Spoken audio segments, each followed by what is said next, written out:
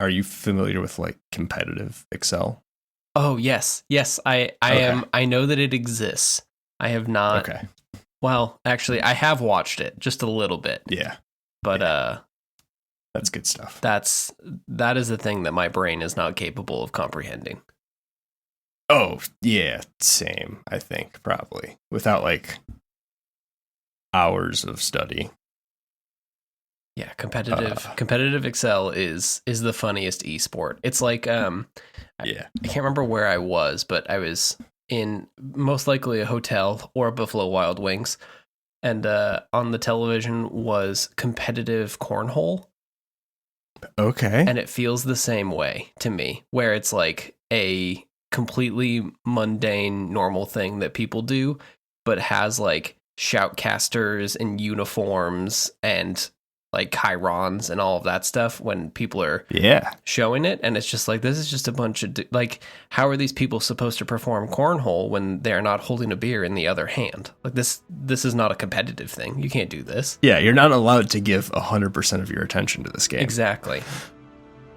Maybe you have to be at least so. slightly disinterested. Yeah. Yeah. Maybe less so for Excel, but it feels the same way, where you just look at it, you're like, these people are business casual attire on Twitch. What's happening here? What's going on? Yeah.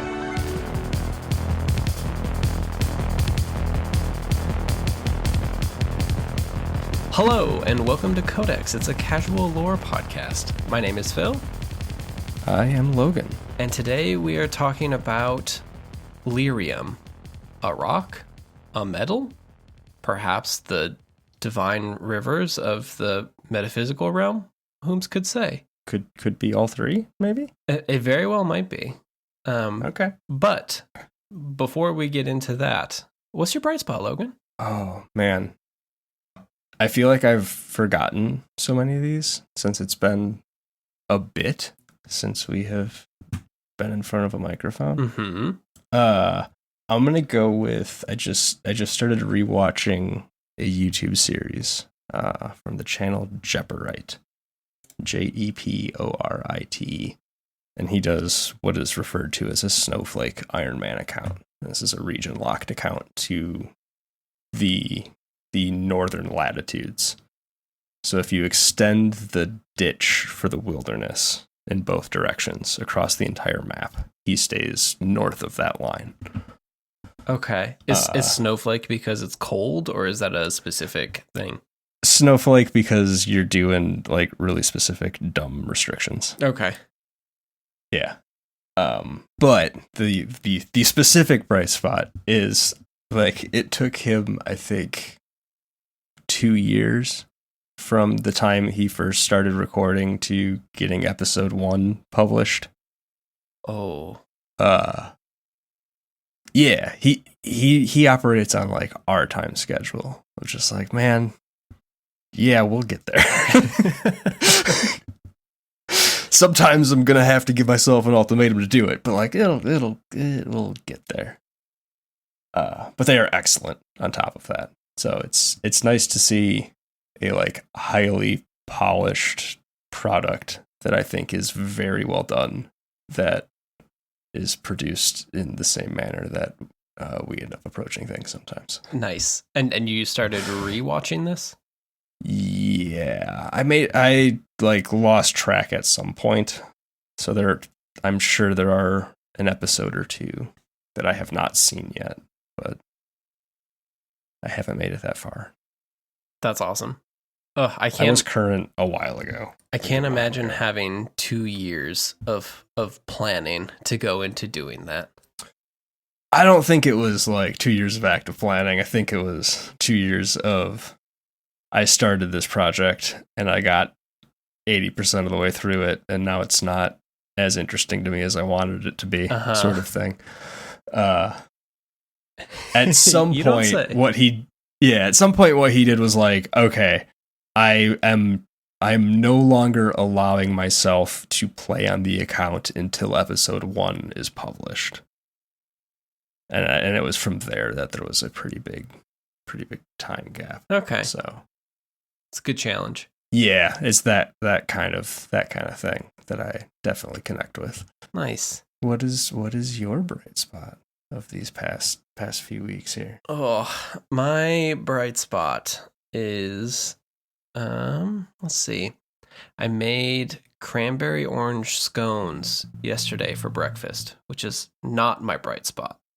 However, the bright spot is this morning I made a like powdered sugar and orange juice glaze for them.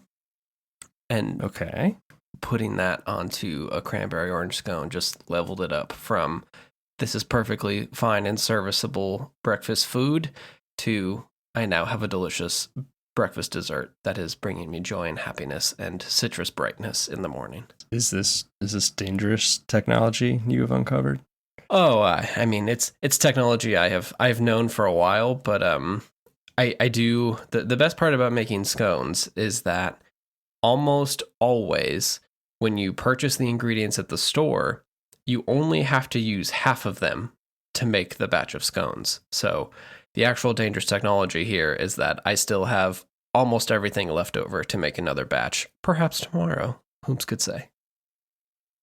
I mean, if you don't, those things will go bad at some point. So Yeah, I mean, it's actually good for the earth and also me to make another batch of scones tomorrow, I think. it would be irresponsible of you not to. It's true. Fiscally irresponsible not to make scones. I think you've made the case for me. That's exactly what I'm here for. We can stop recording the show now. All right, This shut has it been down. A weird but long con Yeah. All to right. get these scones made. I cannot tell you why. You just have to make them. Just 6 months leading up to a 5-minute conversation about scones and how we have to make them again. The future gets weird. Okay. Fair enough. All right. Speaking of weird, we're talking about Lyrium, from the Dragon Age series, and I think we touched on this a little bit in the N7 program episode. But I'm curious. Can you tell me what your experience with Dragon Age is? Played through all of 1. Played through some of 2. Definitely not all. And a little bit of 3. And like specifically the multiplayer in 3? A ton of the multiplayer. I wasn't going to count that because that's relatively unconnected. Okay. That's almost entirely unconnected from what I remember of it. But I remember almost none of 2 and 3 at all. Okay. So when I say Lyrium, does that mean anything to you? I mean, I remember red, maybe like veins of red in a cliffside or something, and or magic related. Mm-hmm. It's been a long time. Okay. Perfect. That's enough to get started with, I think. So Lyrium is a blue metal or a rock of some variety, and it specifically grows. It is in, I guess, rocks in the dwarven realm, kind of in the deep roads and deep underground. And it is blue. It is iridescent and smooth, and it is refined into a liquid that kind of functions like a metal, and then it is turned into metal goods or is used in different ways. Kind of the interesting things about the raw material is that it's incredibly volatile, and sometimes it just explodes for reasons. As all great things do. Yeah. And then also, if you touch it, the physical contact with raw lyrium ore can really mess up a human, elf, or a kunari, and is possible to kill a mage outright if you just touch it. If it's the unrefined stuff, so it's pretty not good to be around generally. I'm somewhat afraid to ask, but do we know how it murders you? We'll get there. Okay. Not specifically, but there's some theories. All right. So I'm sure they're all super chill. Yeah, nothing to worry about. We're definitely not going to get into metaphysical discussions or perhaps drugs when we get to the end of this episode. Just buckle up. Definitely not an episode of our podcast. Nope, definitely not. So I mentioned that it was dangerous for like physical harm and psychological damage for humans, elves, and the Kunari. Left out of that, obviously, are the dwarves. So it seems like they are the only group that's capable of safely mining it and processing it. And I think part of that is just because they've been around for a long time in the area. So they're naturally resistant, but not immune. Also, perhaps related, but unknown if it is or is not. But the dwarves in Dragon Age generally are like they do not have magic. So, maybe those things are connected, maybe they're not. But it's kind of unclear. Gotcha. So it seems to aggressively interact with magic users. Yeah. And the dwarves are not that. Yeah. So there's also that tracks. Okay. There's also kind of a thing about how dwarves are able to find it because they can hear it. There's the thing. Ooh. There's a lot of stuff in Dragon Age in general about songs and how things can be heard. You'll hear it from the Grey Wardens, who are the main characters and like the big group that you play as in the first game, where they're able to hear the blight, and they'll hear like the call of the archdemon. Dwarves are able to hear the stone sing, and it is both, I think, in discovering Lyrium and then also just kind of understanding what types of stone are there. And I think there's also stuff about songs for the elves as well. All creation myth related, I think. I want to just acknowledge Call of the Archdemon. That's just a good string of words. Yeah. Grey Wardens are cool. Well, they will be another episode for sure. So the dwarves are mostly resistant to it. And as a belief structure, they're kind of taught that Lyrium itself is a gift from the stone. And when I say stone, that is a capital S stone. So it is it has like some amount of like holiness, I guess, to the dwarves themselves. But they are immune or not immune. They are resistant to it. So, if they get raw lyrium in some cuts or they inhale it, it can mess them up. Not lethally usually, but it still messes them up. And the surface dwarves will lose that resistance over time. So there's kind of two people who are able to interact with lyrium. The first is going to be the dwarves, and we'll talk about the second in a bit. But the dwarves are the only ones who are able to get it out of the ground. Have we covered what justifies the extraction of this volatile nonsense? Because this seems fraught, we'll say. How do you mean? What do you mean? I mean, you wouldn't do this for a thing you don't really need, I would hope. Yes. Yeah. So it's used. Lyrium is refined into a metal that is then used in. It's basically made by dwarven weapons and weaponsmiths, and the dwarves are the only people who are actually able to work the metal, but it is like metal that never loses its edge, and it's incredibly strong, and that it becomes like this higher class of weapon.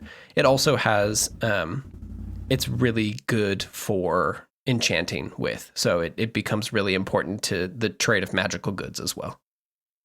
So high profit. So this is like a mithril equivalent sort of thing. Yeah. I think that's a good parallel. Like this is an economy driver as a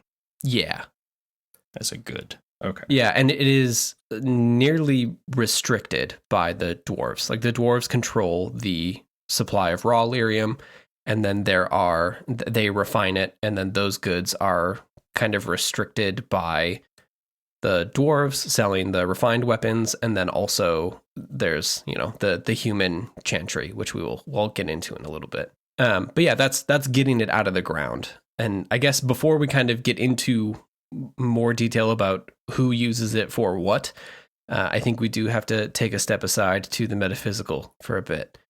And I guess before we talk about the beliefs about Lyrium, I have to ask you, do you know what the Fade is in Dragon Age terms? I feel like that was always kind of squishy. It is like a separate yet somewhat connected plane of existence. Mm-hmm. Yeah, you got it. Inhabited by demons ish. Hell yeah, you got it. That's Okay. 2. Yep. They were vaguely named after sins, maybe. Yep. The demons inhabit, I guess, like, I was gonna say virtues, but I wouldn't say that pride is a virtue. Yeah, I don't know what you would call that. Archetypes. I want to label the categories. Yeah. Emotional archetypes, I guess. That they are manifestations of a specific emotion. But yeah, so the Fade it's the metaphysical realm to the physical realm of Thetis, which is where all of the stuff in Dragon Age happens. It is like the spirit realm, kind of. It's where the dead go, and it's also where you go when you go to sleep. So it's like a dreaming plane of existence as well. And you're right, it is overrun with demons. And I think we will have to do an entire episode on the Fade and the Veil, which is the thin line that separates the Fade and Thetis, the physical realm. But suffice to say, the Fade is this like well of souls idea, and it is something that is like very present in the people of Dragon Age. The mages are able to go there. The elves are, it is a former land of the elves, possibly, and it's also a place where normal people go when they sleep sometimes. So it's a metaphysical realm that is very present in people's lives. And that's kind of important because when we talk about Lyrium, it exists both in the mortal world and in the Fade, and somehow bridges a gap between them. It's not quite clear why or how, but it grows in this place called in the raw Fade, which is not claimed by spirits at all. And you're able to kind of go between them based on that. Okay, so it is like both a fuel and a building material, and this is like the omni element. Kind of. Yeah.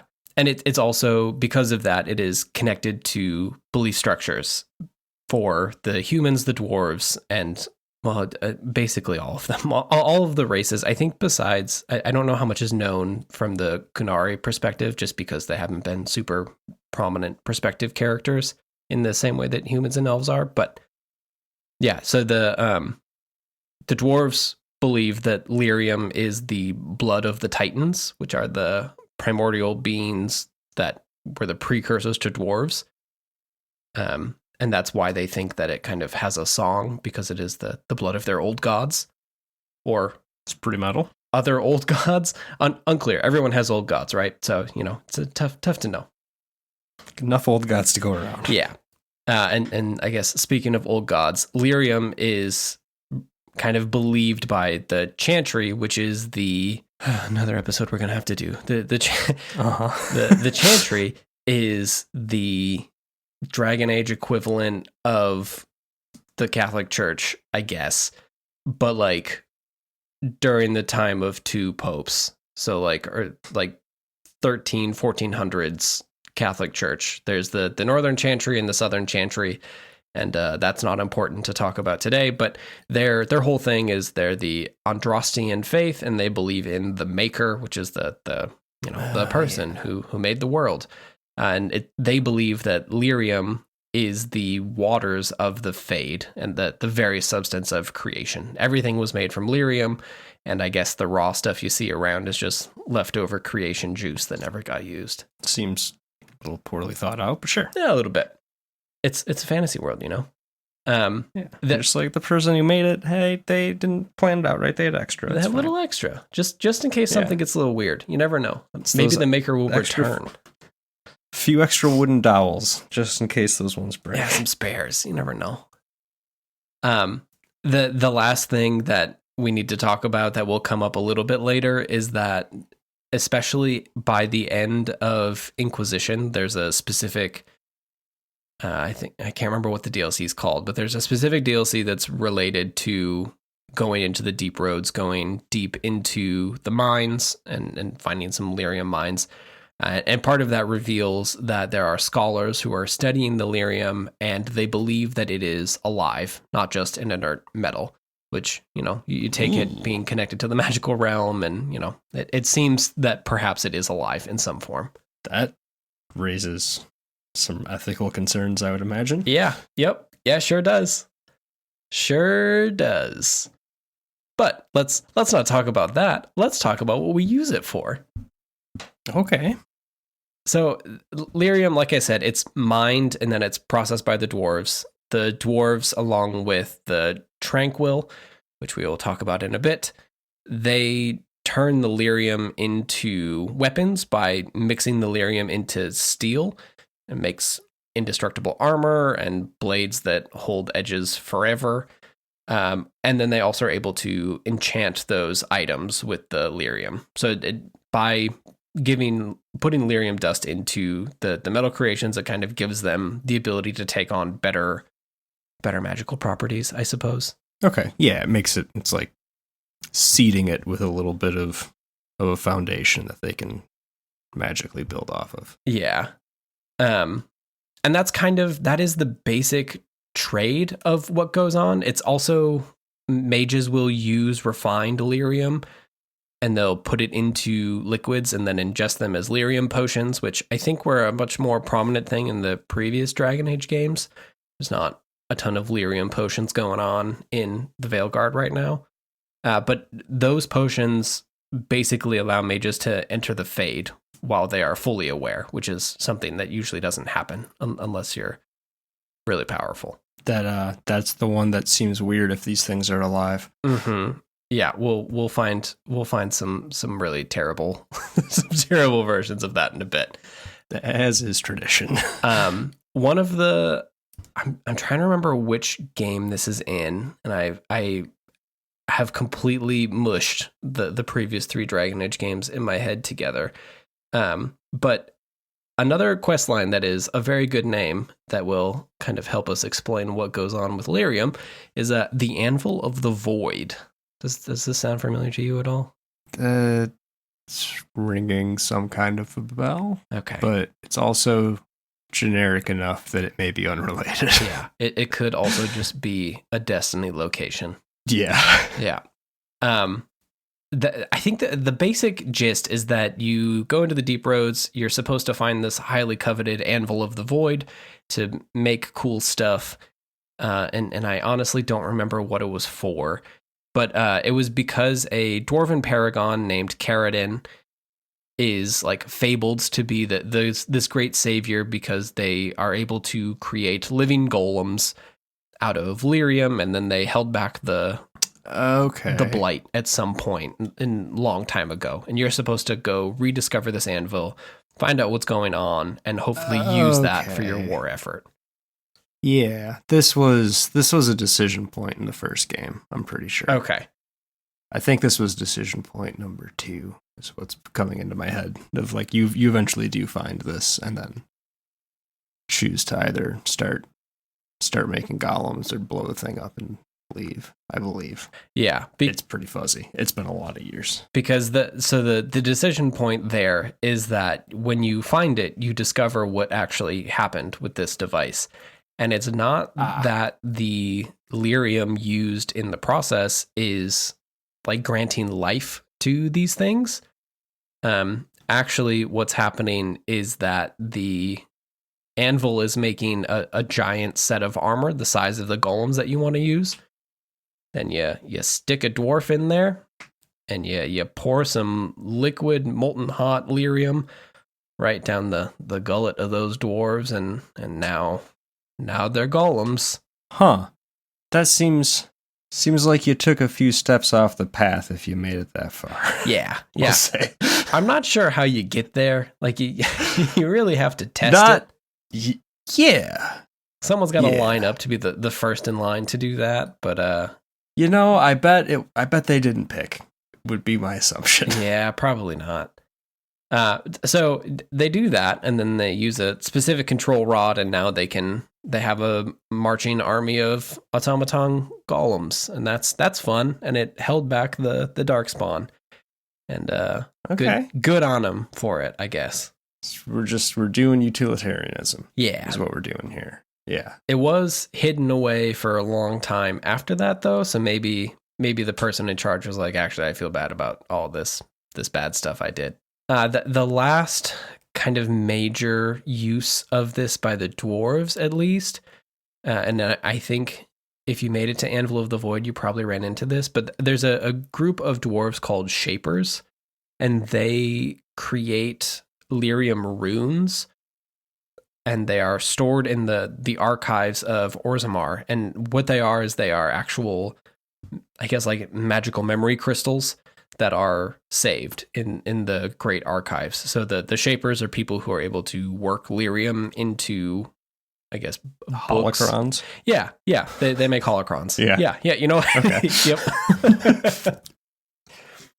Yeah, so they make holocrons. The dwarves make holocrons. Exactly. Should we explain that maybe, just in case? Yeah, I guess. They're audio logs. They're big memory repositories, but they're specifically from the angle of the person who makes them. So it's not like universal truth of like the time as it is happening. It is literally, there is the archivist, and that person writes down or, puts their memory into these Lyrium runes, and then that can be accessed for future generations. But it is from a particular point of view, which I think like is a diary entry. Yeah. Or a podcast, I guess. Perhaps a podcast. They're out here making podcasts in Do people do diaries anymore? I assume diaries don't exist. No, we all just journal on our phones. Yeah. So that's speaking of world-ending technology. Speaking of world-ending technology. So that's the dwarves. The next ones, I think, we're leading up to the finals here. But first, there's mages. So the mages, like I said, they make these Lyrium potions, and then they kind of use them to enter the Fade. It's part of the ritual harrowing, is what it's called, where they go into the Fade, and I think they have to resist demon possession. And when they come out, if they're possessed by a demon, they get murdered, and if they're not, then they get to be in the circle of Magi. That seems right. That part of the game is frustrating, from what I recall. Yes. Yeah, I think that is true. You can also use those potions to kind of boost magical power. I think that's mostly in the first and second games, if I remember right. I think they take on the form of mana potions in the third game, maybe. But what you do is you guzzle one of them potions down, but if you do it too much, you have mana imbalance somehow. The magical juices of the potion do some bad stuff, and you can be conscious dreaming in the Fade. You can be dizzy, or you can hear some voices. Those three things are not equally bad. Is there like a magical Pepto equivalent you can take to take the edge off? I don't think so. Oh, you just got to ride it out. I think you just gotta come gotta down wait naturally for the trip to be done. All right. Yeah. The other part, like I mentioned, is it is fatal if you touch the raw form stuff, which is not terrible, except for the part where a lot of these games just have you going in the deep roads surrounded by the stuff. So, there's that. Yeah, I was going to say the fatal part seems relatively rough. Terrible. Yeah. Yeah. Yeah. And then the big mage part here is coming back to what I mentioned earlier, the tranquil. Okay. Yeah, that was the thing we put a pin in a number of minutes ago. Yes. Do you remember the tranquil at all? Yeah. they have had something done to their minds. That seems to like really even them out in probably a little too aggressive sort of a way. Yeah. Yeah, I think that's probably fair. So the tranquil, like all of the mood stabilizers. Yes. All of them times 2. Yes. Yeah. Yeah. Yeah.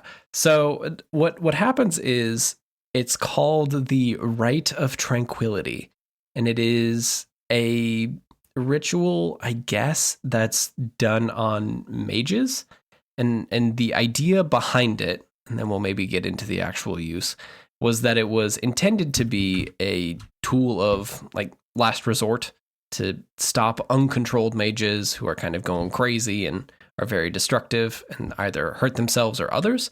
And it is a thing, you are branded with lyrium, typically because of the chantry on your forehead. And you have this lyrium. Chill. Yep. You have this lyrium brand, and then it removes the magical ability from you. So you no longer, well, it's not even the magical ability. You lose all connection to the fade, basically. So like you are no longer attached to the realm of souls and where the dead go and where people dream. Okay. So this is like your magical lobotomy. Yes. Yeah. Yeah. And as you can imagine, something that has such an immense power has perhaps been used punitively or maybe for political reasons to inhibit civilian discourse about discontented mages. You just shut them up. Instead of throwing them in prison, just do something else with them. Completely unlike actual lobotomy. Yeah. We certainly wouldn't do that. And kind of the byproduct here is that the Tranquil, because they are no longer connected to the Fade and they aren't mages anymore, they are now able to use Lyrium. So they can work with the dwarves to smith things, although that rarely happens. Their bigger use is that they receive the Lyrium infused goods and then they can enchant them. And they work with the circle mages to enchant items, and then the enchanted items are sold to the public. So now these tranquil people who have lost their magical ability because the church has branded them with their logo on their forehead are creating wealth for the church themselves. Cool. So it's a real circle there, you know? They're part of it, yeah. Yeah. And the, I guess like the emotional stuff you talked about. So the state that they are in after this is that they are much more like sleepwalkers, I guess. They are, in a word, I guess, tranquil. They are not passionate about anything. They're not like full automatons, and they kind of have like come to terms with the fact that perhaps this has saved their lives from being destroyed by a demon or, you know, having a bad time otherwise. But they're also they're not zombies, I guess. Like they understand that things have happened to them since becoming tranquil, and they're probably would have realized that their former selves would be a little bit traumatized if they found out what was happening. They're also perfectly logical beings. So they don't just follow orders for order's sake. They will agree to not do things, but only if there is a logical reason not to. So they're kind of the perfect tucked away lackeys of an otherwise lyrium addicted church. If Lieutenant Commander Data was a magical eunuch, I guess. Yes. Is that all right? Yeah. That fits. Yeah. And that kind of brings us to the final bit of lyrium here, and it is kind of the bigger issue, the so-called drugs that I mentioned earlier. Yeah. So lyrium when it is ingested by a mage, will give them super awesome, cool magic powers. When the raw stuff is given to them, they die. But seems risky. Yep. What if you give that good the good refined stuff to people who aren't mages? Well, sir, you have the Templar Order. Do you remember the Templars? Oh, yeah. Yeah, there are like Inquisition stand-in, right? Kind of, yes. So they are very much the mage cops. Like they are the military wing of the chantry. But like specifically to keep mages from going rogue. Yes. Yeah. So their main job, I guess, is that they're supposed to be hunting abominations, which are people who have been overtaken by demons and then are kind of possessed running around. Apostate mages, which are the mages that are just normal mages but aren't kind of under the control of the circle of magi. And then, yes, they are the magical cops who make sure that the circle does what the chantry wants them to do and kind of keeps them in line. Yeah, there's like a Babylon 5 parallel here I could draw that I don't think you'd understand. So maybe I've found a way to make that episode happen now. Yeah, that is completely lost on me. Yeah, I don't think I'm going to convince you to watch it, which is fine. So we'll do a Psy-Core episode someday.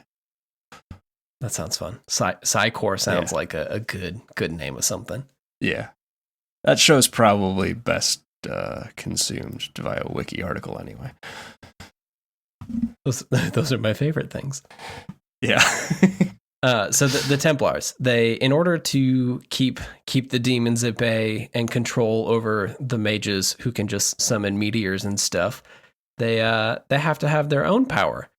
So they use Lyrium intravenously, it seems.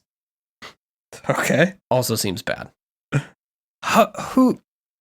Man, I'd love to know what order these things happened in. Like who decided to try that? Yeah. Was that before or after you watched a mage touch it and die? Yeah, who knows? I can't imagine. But I guess the bad side, the other bad side of this is that Lyrium is incredibly addictive, turns out. What a surprise. Yeah, why not? So, just to like peel this back a little bit further. So the Chantry, right? They're the human-ish run church, but I think it's like less human at this point. So they and the dwarves take all of the Lyrium. The dwarves make stuff out of it and sell that stuff because they're the only people who can work it and refine it. Seems fine. Chantry takes the refined stuff, and whether it's refined, jewelry and stuff that the dwarves are making, or just refined Lyrium powder, and they distribute it to their mages, and they distribute it to their tranquil to make tons of money. And then they take it and give it to their elite soldier force because it, of course, makes them stronger. It gives them additional powers. It gives them abilities to take on mages when a normal human wouldn't be able to do that. And also, it keeps those Templars addicted for life. So they have a military order that is completely in their thralls because they control the Lyrium trade. Yeah, so now we've crossed over into cartel territory. Yeah. There's a really good quote from I think this is from Inquisition. But this is about the Lyrium trade and the Templars. It says, "Once that one vial is gone, I'll have perhaps a week before I start to feel the effects. Within a month, perhaps 2, I'll go insane. And there's nothing to be done about it. The Chantry controls the supply of Lyrium and thus controls the Templars. There's no turning back from the order once you're within." Seems like maybe don't sign up for that. Yeah. Those must be some pretty compelling recruitment posters that they have devised. Yeah, I imagine that a lot of it is people who have been affected by apostate mages. Like, especially in at the end of 2, there is a big old battle in Kirkwall that kicks off the Mage Templar War, and it becomes a big thing where the Templars and the mages have this big battle, and then I think that is where the recruitment comes in, because also I don't think the Templar Order is like the Grey Wardens, where there is a certain amount of expected attrition in the initiation. I think you just get the Lyrium and you get superpowers. Pretty sure that's how it works. Okay. So there is a near infinite amount of Templars, and less so when it comes to mages. Oh yeah, the powers, what they actually are able to do. So they can dispel magic. They can inhibit spell casting. So they kind of just have a hard counter to mages. Yeah. They have an immunity to magic to some large degree, and mostly is only because they are able to ingest Lyrium. And this is kind of back to the music stuff I was talking about. So they can hear Lyrium, and it is like a song that plays in the back of their mind, and it kind of fades away over time. Once they stop taking in the Lyrium, and possibly that will kill them if they stop, cold turkey and can no longer get their Lyrium. They will slowly die, or I guess quickly die within a couple months. But they lose their connection with whatever that song is in Delirium. Does it come back if they start up again? Yes. Or is that like a one and done? Okay. Yeah, it comes back. And then kind of the last bit here, the Templar retirement home. So you do your service for the Templars. Farm upstate, huh? Uh-huh. And you are sent to Fantasy France, and you live out the rest of your life in peace with I'm sure, with as much Lyrium as you would like. They kind of get it says here, when Templars retire honorably, they are provided a small stipend of Lyrium to stave off the hunger, but the cravings hit some Templars much harder than others. Yikes. Yeah, so you just have an entire army of drug-addicted superheroes, and then you send them to Fantasy France, and maybe they live the rest of their life in peace as their mind slowly disappears because of the fantasy drugs you gave them. Yikes. Yeah. So, Lyrium. It's a mineral of immense power. You make cool swords that never lose their edge. You can kill a mage just by touch. I'm sure that there's some fun fanfic out there about using Lyrium as like a kryptonite to some major mages. Like tips and crossbow bolts or something. Yeah. And then it also has some pretty intense economic consequences for kind of the major church in Dragon Age, and what they end up doing with their warriors. Yeah, it's like all of the bad substances rolled into one. Yeah, from all of societal's ills. Yeah, and this one convenient goo. Yeah, this really isn't getting into any of the stuff in the Veilguard either. I specifically made the notes for this episode and the next one we'll be talking about, which is Red Lyrium, before the Veilguard came out, because I didn't know how much it would be involved at all. On the cover art, your main character is holding a blue glowing dagger that has real Frodo Sting energy. Okay. Yeah. Turns out it's pure Lyrium, and this entire game, at least the first act, is just like, hey, guess what? We're gonna just drop some truth bombs on you about Lyrium and songs and gods and all that nonsense. It is none of that stuff is in Lyrium is people. All right. Yeah. None of that stuff is in this episode. I feel like we're a little too close to that stuff, and I don't want to ruin the surprise for some folks, because there is there's a part in that game where you walk up to a pedestal, and the button you push is, it says press A to view regret, And you do that 5 times and get some revelations. So that's just fun for everyone. Yeah. The holocron of regret. Yeah. There's 5 of them. It's kind of a big deal. But so I wanted to get this out before then, and we did not do that. But there's some fun Lyrium stuff that I think we will do an addendum on at a future date, because there's a lot going on in the cosmology when it relates to Lyrium. The bad stuff, but also maybe the good stuff. Maybe. We'll see. I doubt it. Yeah. I mean, it's probably not great, but maybe it's not all bad. So we have a Lyrium. Will that be a mini, do you think, or another full length up?